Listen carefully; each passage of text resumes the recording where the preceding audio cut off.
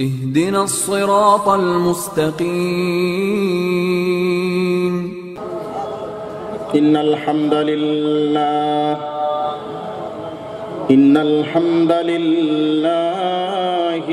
نحمده ونستعينه ونستغفره ونعوذ بالله من شرور أنفسنا ومن سيئات أعمالنا من يهده الله فلا مضل له ومن يضلله فلا هادي له ونشهد أن لا إله إلا الله وحده لا شريك له وأشهد أن محمدًا عبده ورسوله أما بعد أعوذ بالله من الشيطان الرجيم بسم الله الرحمن الرحيم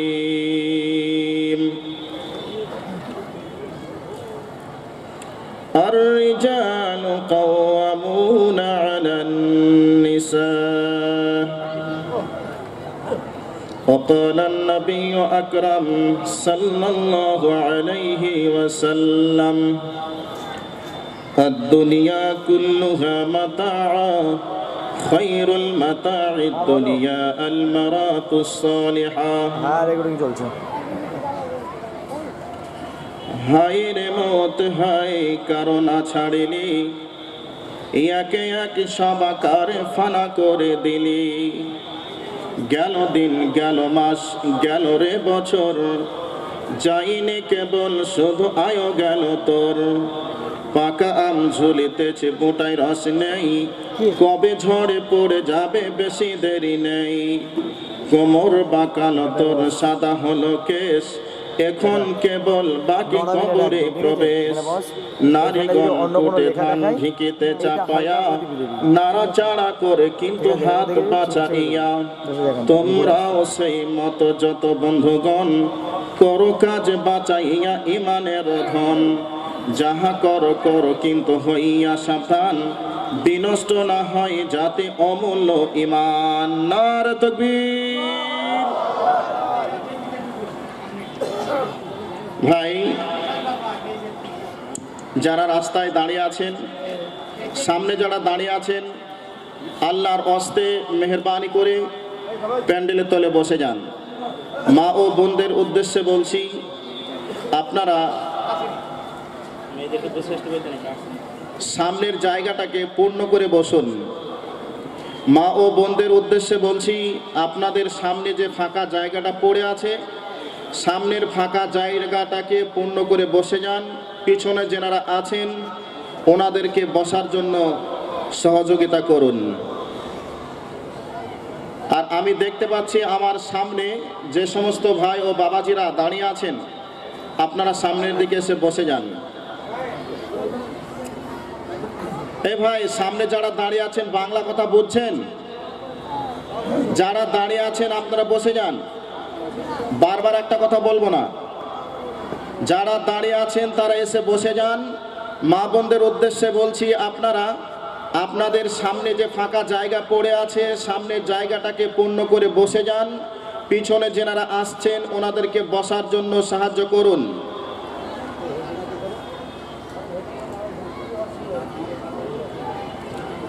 এখনো দেখতে পাচ্ছি সাইডে লোক দাঁড়িয়ে আছেন আপনারা বসে যান। আর যে সমস্ত ভাইয়েরা রাস্তাতে এখনো পর্যন্ত ঘুরছেন যে সমস্ত মা ও বোনেরা ঘুরছেন আপনাদেরকে আন্তরিকভাবে আহ্বান জানাই আপনারা রাস্তাতে না ঘুরে এটা দ্বীনি সভা দ্বীনি মাহফিল এই মাহফিলের সম্মানকে রক্ষা করার জন্য আপনারা এই মাহফিলের তলে এসে বসে যান। আপনাদেরকে আবারও বলছি, যে সমস্ত ভাই ও বাবাজি দাঁড়িয়ে আছেন আপনারা বসে যান। যে সমস্ত ভাইয়েরা রাস্তায় ঘুরছেন, যে সমস্ত মা ও বোনেরা রাস্তাতে আছেন, মেলাতলায় আছেন, আপনাদেরকে সকলকে আন্তরিকভাবে আহ্বান জানাই, আপনারা এদিকে ওদিকে না থেকে আপনারা এই মহতী সভাতে এসে বসে যান। আজকে আপনাদের সম্মুখে পবিত্র কুরআনুল কারীম থেকে একটি আয়াতের সংক্ষিপ্ত অংশ পরিবেশন করেছি।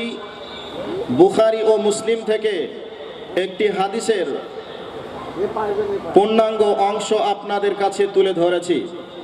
এই কোরআন এবং হাদিসকে সামনে রেখে অল্প সময়ের মধ্যে কিছু কথা বলবো, তবে কথাগুলি চরম এবং পরম গুরুত্বপূর্ণ কথা আলোচনা হবে। আপনারা এদিক ওদিকে না থেকে আপনারা বসে যান। অত্র এলাকার সুনামধন্য কৃতি সন্তান, আজকে সভার সভাপতি, আকাশের তারকা সাদৃশ উলামায়ে কেরাম, সামনে বসে থাকা ইসলাম পিপাসিত আগত শ্রোতামণ্ডলী, পর্দার অন্তরালে অবস্থানরতা আমার জননী জাতি মা ও বোনেরা, সমস্ত রকমের যিনি প্রশংসার অধিকার রাখেন তিনার নাম কি? আপনারা সকলে বলুন, তিনার নাম কি? আপনাদেরকে জিজ্ঞাসা করেছি, ওনাদের মনে হয় চুপ থাকতে বলেছি। সমস্ত রকমের প্রশংসার যিনি অধিকার রাখেন তিনার নাম কি?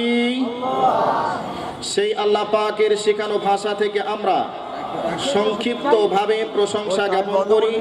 সকলেই অন্তরের অন্তরস্থল থেকে বলি আলহামদুলিল্লাহ। তার পরে পরে নবী মুহাম্মদুর রাসূলুল্লাহ সাল্লাল্লাহু আলাইহি ওয়াসাল্লামের উপর অগণিত সালাম ও দরুদ বর্ষিত হোক। আল্লাহুম্মা আমিন। আল্লাহুম্মা সাল্লি আলাইহি, আল্লাহুম্মা বারিক আলাইহি। আপনাদের কাছে আমি বক্তব্যের বিষয় নিয়ে আয়াতে কারিমা পরিবেশন করেছি, হাদিসে নবাবী পরিবেশন করেছি। ওই বিষয়ের দিকে আপনাদেরকে গুরুত্বপূর্ণ তথ্যবহুল বিবরণের চেষ্টা করব। তার আগে আপনাদেরকে সংক্ষিপ্তভাবে ইমানি স্পিড পরীক্ষা করার জন্য সংক্ষিপ্তভাবে আপনাদের কাছে একটি ঘটনা আপনাদের কাছে তুলে ধরব। ধরার পরে আমার বক্তব্যের বিষয়ের দিকে দৃষ্টি আকর্ষণ করব ইনশাআল্লাহ। তবে আমার বক্তব্যের বিষয় হবে মহিলাদের সম্পর্কে।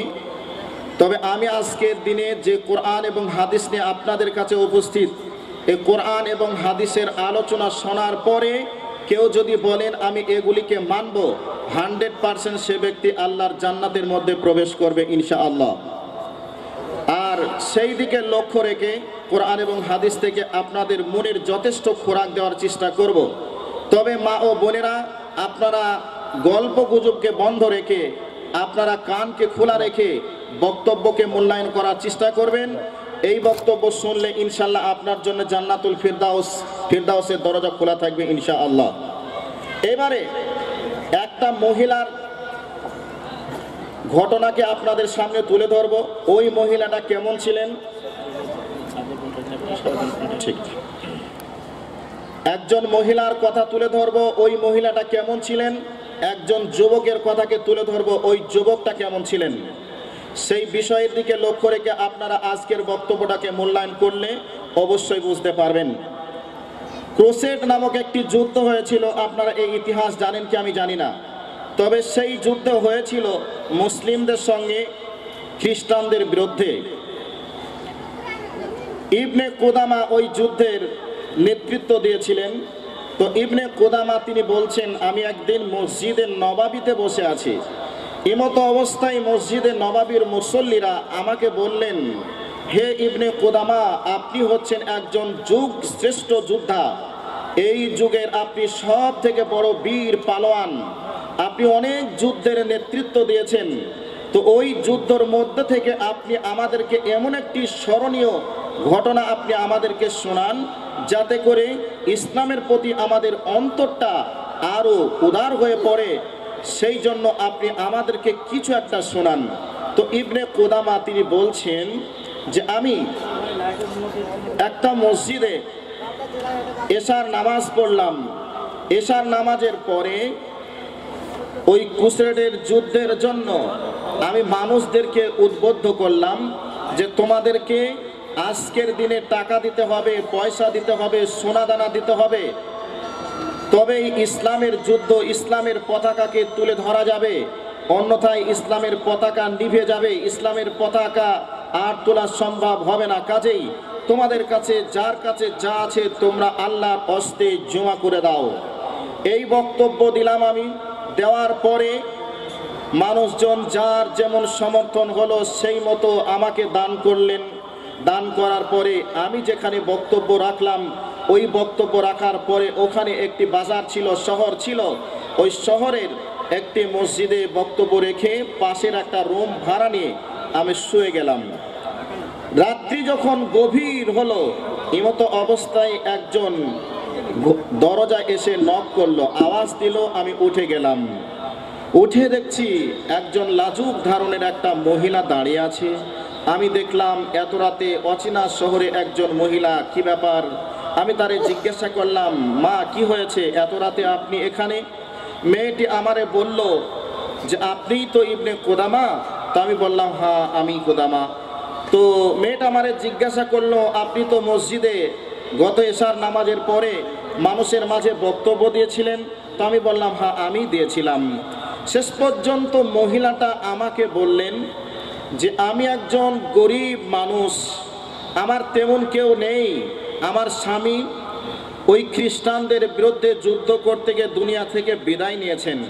আমার কাছে তেমন কিছু নেই যে আমি আজকের দিনে আপনার হাতে কিছু দেই, কিন্তু আমার মন চাচ্ছে কিছু দিতে। তো কি করব, আমার দেওয়ার মতো পরিসর নেই। এমতো অবস্থায় মেয়েটা একটা চিঠি লেখা আছে আর একটা কাপড়ের থলি, কাপড়ের একটা ব্যাগ ওই ইবনে কুদামার হাতে দিয়ে তিনি চলে গেলেন। ইবনে কুদামা বলছেন, আমি দরজাটাকে বন্ধ করে আমি লাইট জ্বালিয়ে চিঠিটা পড়তে শুরু করলাম। চিঠিটা পড়লাম যে আমার স্বামী, সংক্ষিপ্তভাবে বলছি আপনাদেরকে, আমার স্বামী খ্রিস্টানদের বিরুদ্ধে যুদ্ধ করতে গিয়ে মারা গেছে। আমার মন চায় ইসলামের জন্য অনেক কিছু দিতে, কিন্তু কিছু করতে পারি না, গরিব মানুষ।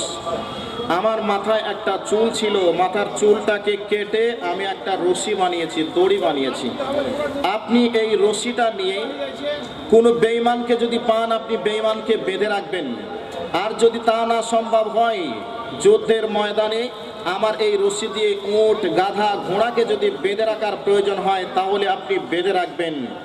ইবনে কুদামা বলছেন, এটা যদিও শরীয়ত সম্মত নয়, কিন্তু আমার অন্তরের ভিতর এমন একটা সাড়া দিল, আহারে এই মেয়েটা ইসলামের জন্য কি না করতে চেয়েছে, কিন্তু তার কিছু করার নেই।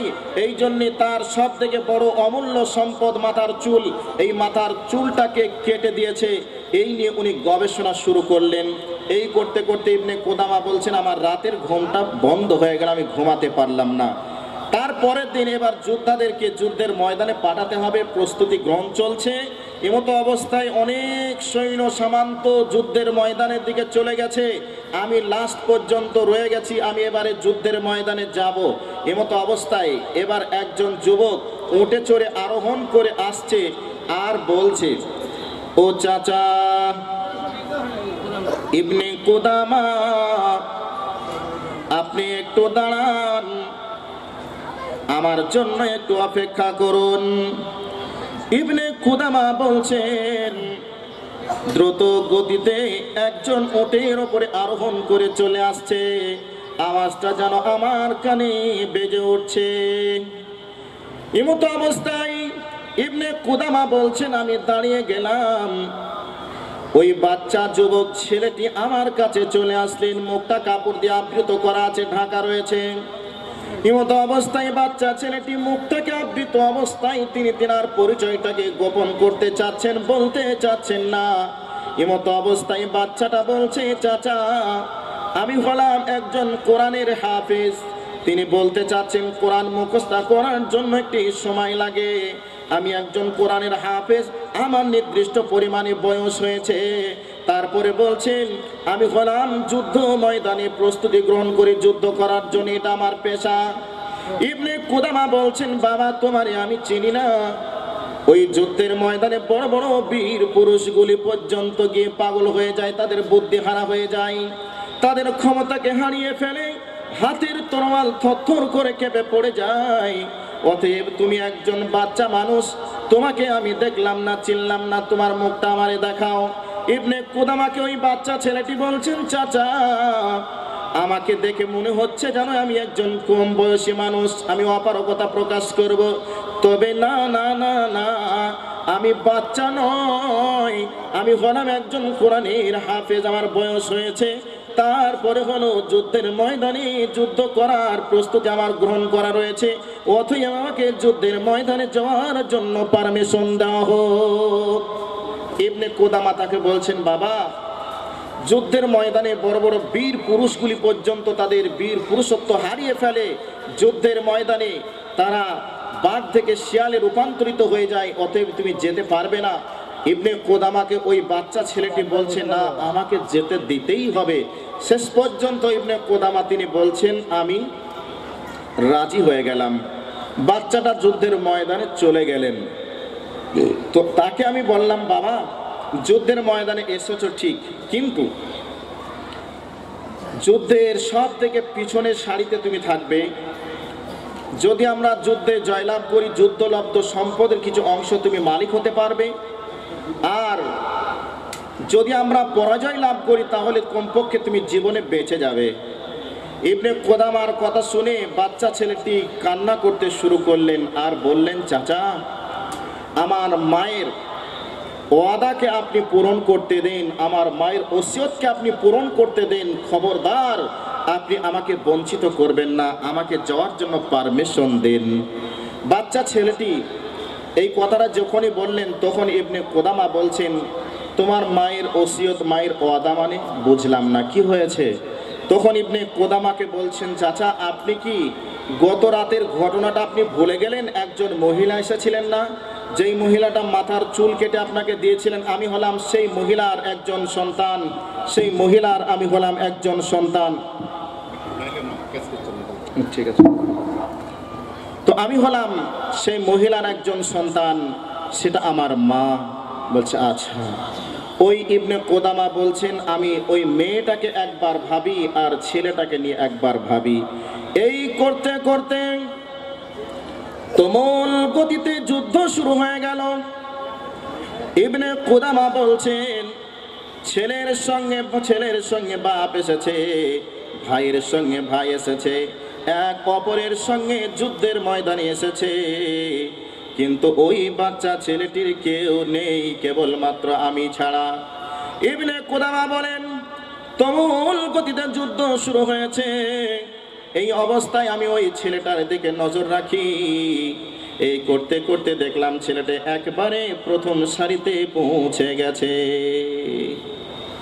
এইভাবে যুদ্ধ তুমুল গতিতে চলতে চলতে চলতে চলতে এক পর্যায়ে প্রথম দিনের মতো যুদ্ধ যখন সমাপ্ত হয়ে গেল, যুদ্ধের ময়দান থেকে যোদ্ধারা যখন ফিরে আসলেন, ইবনে কুদামা যুদ্ধের সৈনিকদের জন্য খাবার প্রস্তুতি করার জন্য মনস্থির করলেন। ইবনে কুদামাকে বাচ্চা ছেলেটি এসে বলছেন, চাচা আপনি আমাকে যুদ্ধের ময়দানে খাবার রান্না করার জন্য একটু সুযোগ দেন। যদি কিয়ামতের মাঠে আল্লাহর সামনে আমাকে জবাবদিহি হতে হয়, তাহলেও আমি আল্লাহর সামনে বলতে পারবো, আল্লাহ যুদ্ধের ময়দানে যোদ্ধাদের খাবার রান্না করে আমি সাহায্য করেছিলাম। ইবনে কুদামা ওই বাচ্চা ছেলেটিকে বলতে শুরু করলেন, বাবা যুদ্ধের ময়দানে তুমি অনেক কষ্ট করেছো, তুমি একটু আরাম করে নাও, আবার আগামীকাল আবার যুদ্ধের ময়দানে যেতে হবে। এই অবস্থায় ইবনে কুদামাকে বাচ্চা ছেলেটি বলতে শুরু করে দিয়েছেন, চাচা আমাকে রান্না করার মতো সুযোগ দেন, আমি রান্না করব, ওদের খাওয়াবো, আগামীকাল আবার যুদ্ধের ময়দানে আল্লাহ যদি বাঁচিয়ে রাখেন যাব। ইবনে কুদামা রাজি হচ্ছেন না, কিন্তু ছেলেটা ছাড়বে না, শেষ পর্যন্ত রাজি হয়ে গেলেন। এবার রান্না চাপিয়ে দিয়েছেন। সারাটা দিনের ক্লান্ত শরীর ওই বাচ্চা ছেলেটি রান্না চাপিয়ে দিয়ে একটু সাইডে গিয়েছেন, একটা পাথরকে মাথায় দিয়ে বালিশ বানিয়ে বাচ্চা ছেলেটি ঘুমিয়ে গেছে, টাইম পার হয়ে গেছে, অনেক লেট হয়ে গেছে, যোদ্ধাদের পেটে ক্ষুধা লেগেছে। ইবনে কুদামাকে বলছেন, ওগো ইবনে কুদামা, সেই বাচ্চাটা কোথায়, রান্নার কি খবর? এমতো অবস্থায় ইবনে কুদামা গিয়ে দেখেন বাচ্চা ছেলেটি একটু পাথরের উপরে মাথা দিয়ে ঘুমিয়ে গেছেন। বাচ্চা ছেলেটির মুখের দিকে তাকাচ্ছেন। ইবনে কুদামা বলছেন, আমার জানে অনেক দয়া হচ্ছে, মায়া হচ্ছে। আহারে বাচ্চা ছেলে, তুমি কত কষ্ট করেছো, ক্লান্ত হয়ে গেছো, তোমার ঘুম চলে এসেছে। এইভাবে ইবনে কুদামা বলছেন, বাচ্চাটার মুখের দিকে তাকায় আর আমার অন্তরে তার মায়া চলে আসে। এই করতে করতে বাচ্চারা দেখলাম একটু মুস্কি হেসে উঠলো। আবার একটু পরে বাচ্চারা দ্বিতীয়বার, যে প্রথমবার যেমন হাসলো তার থেকে আরো একটু জোরে হাসলো। তৃতীয়বার আবার হেসে উঠলেন, দ্বিতীয়বার যেমন হাসলেন তার থেকে আরো জোরে হেসে উঠলেন। আর বাচ্চাটার ঘুম ভেঙে গেল। ইবনে কুদামা বলছেন, বাচ্চাটার চোখ আর আমার চোখ এক জায়গায় হয়ে গেল। বাচ্চারা দেখে, আমারে দেখে বাচ্চাটা লজ্জাবোধ করতে শুরু করলো।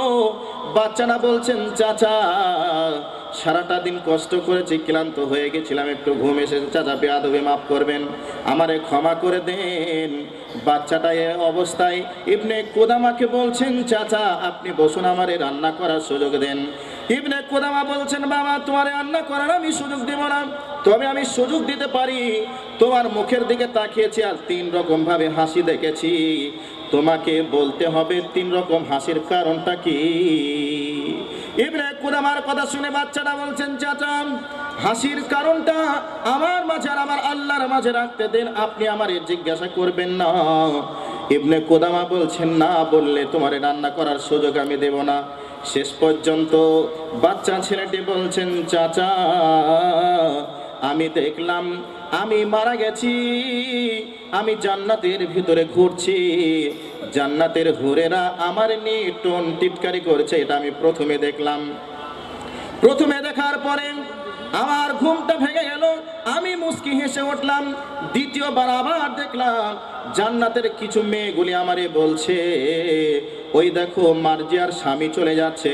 আমি ওই কথাটা শুনে আমার ঘুম ভেঙে গেল, মুস্কি হেসে উঠলাম তার থেকে একটু জোরে। তারপরে আবার একবার হাসলাম, তার কারণ হলো জান্নাতের ভিতরেই আমি বিচরণ করছি, ঘুরে বেড়াচ্ছি।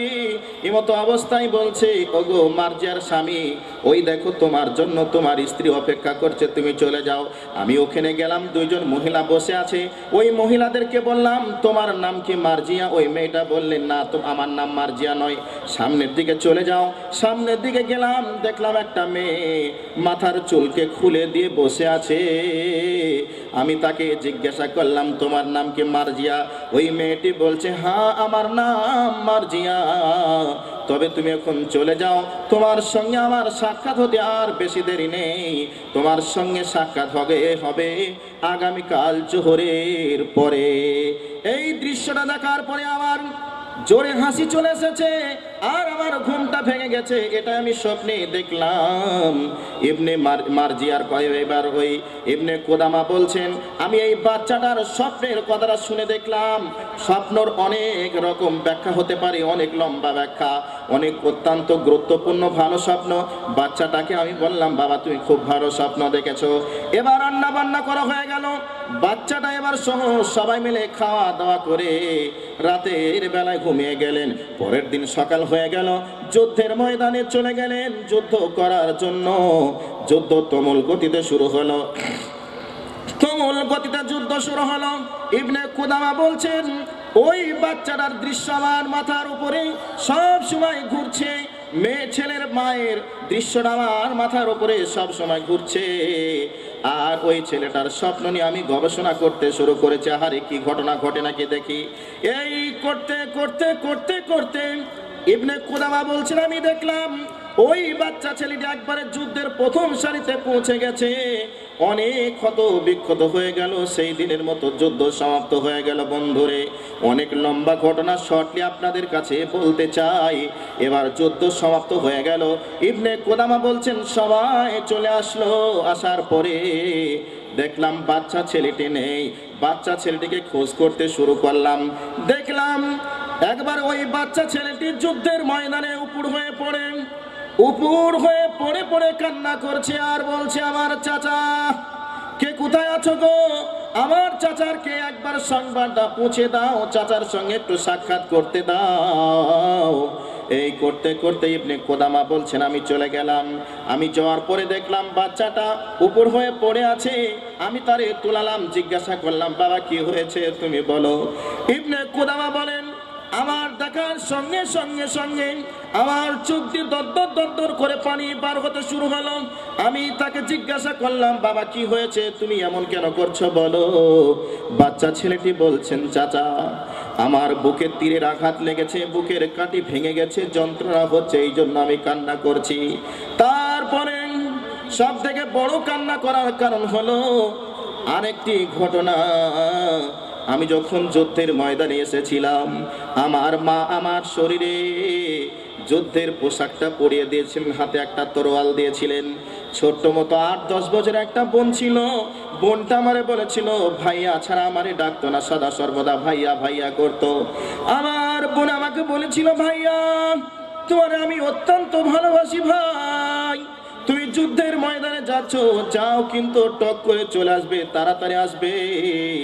কিন্তু ভাই তোমার যুদ্ধের ময়দানে যদি কিছু হয় আমি থাকতে পারবো না।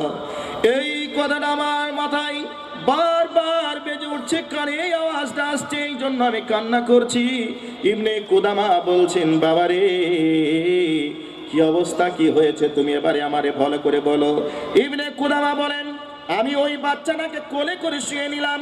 কোলে শুয়ে নেওয়ার পরে আমার মা, বাচ্চাটা বলছেন আমার মা আমাকে বলেছে ও বাবা তুমি যুদ্ধের ময়দানে যাচ্ছ, আমাকে আল্লাহ তোমাকে সম্পদ হিসাবে দিয়েছেন, আর আমার কাছে আল্লাহ উত্তম সম্পদ হিসাবে দান করেছেন। এই সম্পদটি আমি আল্লাহর কাছে অর্পণ করতে চাই, দান করতে চাই। তুমি যুদ্ধের ময়দানে যাবে, তুমি যুদ্ধের ময়দানে শাহাদাত বরণ করবে, এটা আমি চাই। আমি কিয়ামতের মাঠে আল্লাহকে বলতে পারবো দয়াল প্রভু মাবুদ রে তুমি আমাকে একটি সম্পদ দিয়েছিলেন, সেটা হলে আমার কলিজার টুকরা সন্তান।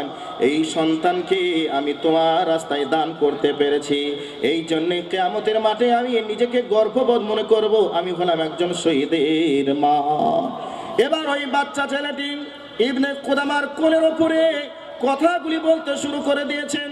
ইবনে কুদামাকে বলছেন চাচা আপনি বাড়ি যাবেন, আমার মাকে বলবেন আমার বোনটাকে একটু সান্ত্বনা দিবেন, তবে আমার মা হয়তো বিশ্বাস করতে পারবে না, তবে আমার মা মহিলা বিশ্বাস করতে পারবে না আমি শহীদ হয়েছে কিনা, আমি এক্ষুনি মারা যাব। এই যুদ্ধের ময়দানে আমাকে মাটি দিবেন, দাফন করবেন, তবে আমার মা বিশ্বাস করতে পারবে না, একজন মহিলা হিসেবে বিশ্বাস করতে পারবে না। তবে আমার শরীরে যে পোশাকটা রয়েছে রক্ত মাখা শরীরের পোশাক, এই পোশাকটা খুলে নিয়ে ব্যাগে ভরে নেন, আমার মাকে গিয়ে বলবেন যখন বিশ্বাস করবে না তখন এই পোশাকটা আমার মাকে দিবেন, আমার মা নিশ্চয়ই বিশ্বাস করবে।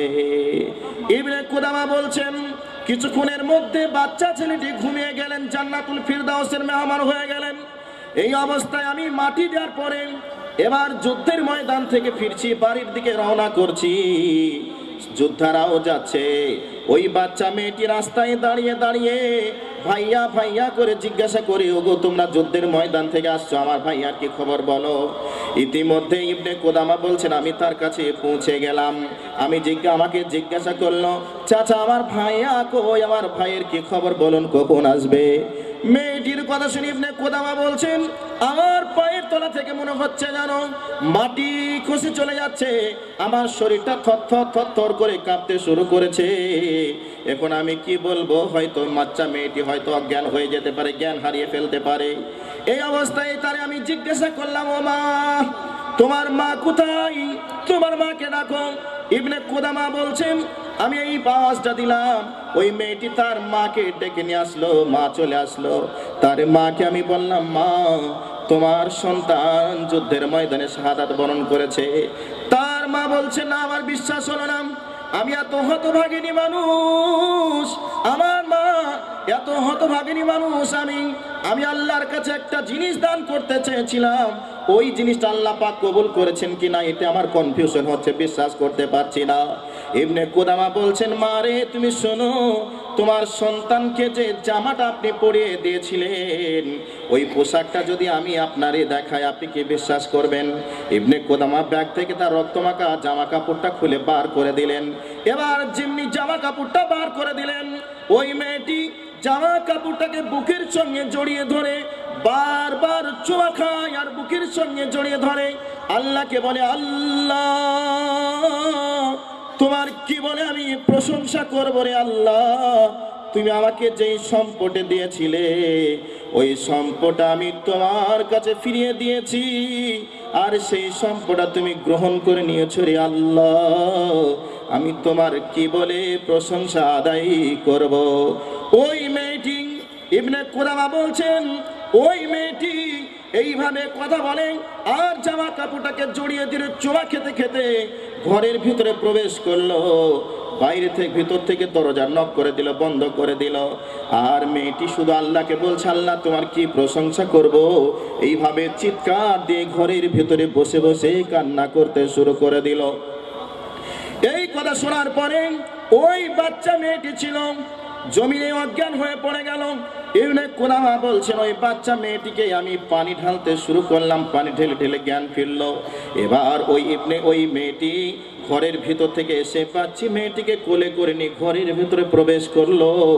ইবনে কুদামা বলছেন, আমি তাকে চিন্তা ভাবনা করলাম যুদ্ধলব্ধ কিছু সম্পদ তারে আমি দিব, কিন্তু কোনো মতেই গেট খুললো না, ঘর খুললো না।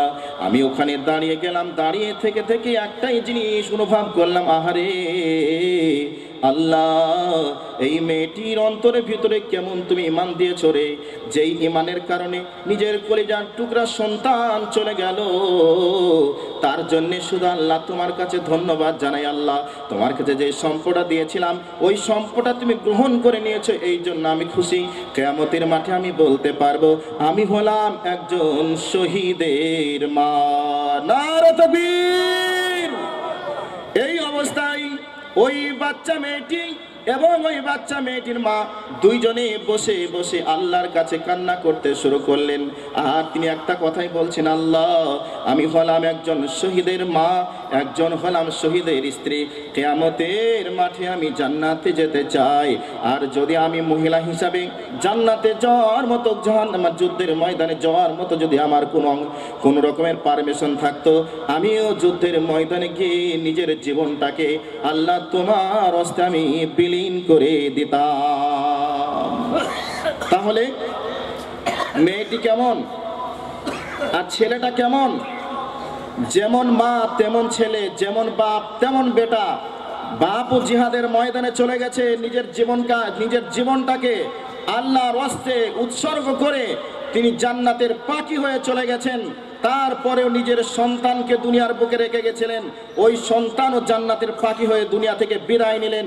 ওই মাটা কেমন কেমন সন্তান জন্ম দিয়েছিলেন, কেমন ভাবে মানুষ করেছিলেন, যুদ্ধের ময়দানে নিজের জীবনকে দেওয়ার জন্য একটু কুণ্ঠিত বোধ মনে করলেন না? আমরা তো সেই মানুষ। ওনারাও জান্নাতে যেতে চান, ওনারাও জান্নাতে যাওয়ার জন্য আগ্রহী ছিলেন, হাসতে হাসতে জীবন দিয়েছেন। আমরা মানুষ জান্নাতে যেতে চাই। একজন মাতালকে যদি বলা হয়, যে মাতাল দিনে 3 বোতল মদ টানে, ওই মাতালকে যদি বলা হয় তুই কি জান্নাতে যাবি, সে ফিক করে একবার হাসিয়ে দিয়ে বলবে আমি তো জান্নাতে যেতে চাই। যদি তাকে বলা হয় তুই জাহান্নামে যাবি, সে মদ খেয়ে থাকলেও মানতে পারে না যে আমি জাহান্নামে যাব না, আমি জান্নাতে যাব। তো সেও মানুষ, আমিও মানুষ, হাসতে হাসতে জীবন দিলেন। আমরা তো মানুষ ভাই, আমরাও জান্নাতে যেতে চাই। তবে আমার বক্তব্যকে সামনের দিকে নিয়ে যেতে চাই। তবে আমার সামনে বক্তব্য যাওয়ার আগে একটু ইমানি স্পিডটা আমি পরীক্ষা করতে চাই। এমন কি কোনো মা আছেন, এমন কি কোনো বোন আছেন, ওই মা নিজের সন্তানকে আল্লাহর হস্তে উৎসর্গ করলেন জান্নাতকে পাওয়ার জন্য? ওই মা নিজের মাথার চুলকে কেটে দিলেন যুদ্ধের ময়দানে একমাত্র উদ্দেশ্য জান্নাত পাওয়ার জন্য। আজকে কোনো মা আছেন এই শ্যামনগর গ্রামে, আল্লাহকে পাওয়ার জন্য, জান্নাতকে পাওয়ার জন্য হাতের একখানা চুড়ি খুলে দিয়ে বলবেন যে আমি জান্নাতে যেতে চাই, এই চুড়ির জন্য আমি কিয়ামতের মাঠে জান্নাতে যাব। একটা কোনো মা আছেন, গলার একটা চেন খুলে দিয়ে বলবেন আমি জান্নাতে যেতে চাই। ওই মেয়েটি নিজের সন্তানকে আল্লাহর হস্তে দিতে পারলো, নিজের মাথার চুলকে কেটে দিতে পারলো। আমি কি দিতে পারবো না গলার এই অলংকারটা? আমি কি দিতে পারবো না হাতের এই চুড়িটা? আমি কি দিতে পারবো না নাকের এই নাক চাবিটা? আমি কি দিতে পারবো না এই কানের কানবালাটা? অবশ্যই দিতে পারবো। দেখতে চাই কোন মা আছেন এইরকম ইমানি স্পিড পরীক্ষা নিয়ে বলতে পারেন আমি আজকে সেই রকম মহিলা। তবে আমি জানতে পারবো বা আমরা জানতে পারবো আজ যদি ইসলামের জন্য জীবন দেওয়া লাগে তাহলে জীবন দেওয়ার জন্য আজ অনেক মা প্রস্তুতি আছেন, অনেক যুবক প্রস্তুতি আছেন। এটাকে বোঝা যাবে। কোনো মা যদি আছেন তাড়াতাড়ি 2-1 মিনিটের মধ্যে, কোনো ভাই যুবক যদি থাকেন, কেবলমাত্র ওই যুবক যিনি হাসতে হাসতে জীবন দিলেন ওই যুবকের মতো কেউ একজন বলতে পারবেন? যারা অনেক যুবক 10,000, 20,000, 15,000 টাকা দামের মোবাইল ব্যবহার করে, একটা মোবাইলের দাম দিব আমি 10 থেকে 12,000 টাকা। একজন যুবক কেউ আছেন? একজন যুবক, অন্য কাউকে দেখতে চায় না, একজন যুবক।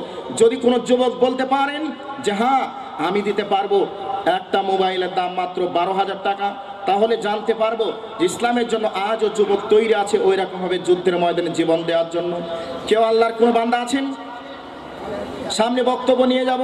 কোরআনের আয়াত পড়েছি, হাদিস বলেছি, এই বিষয়টিকে নিয়ে সামনে আগিয়ে যাব। দেখতে চাই শ্যামনগর গ্রামে اهدنا الصراط المستقيم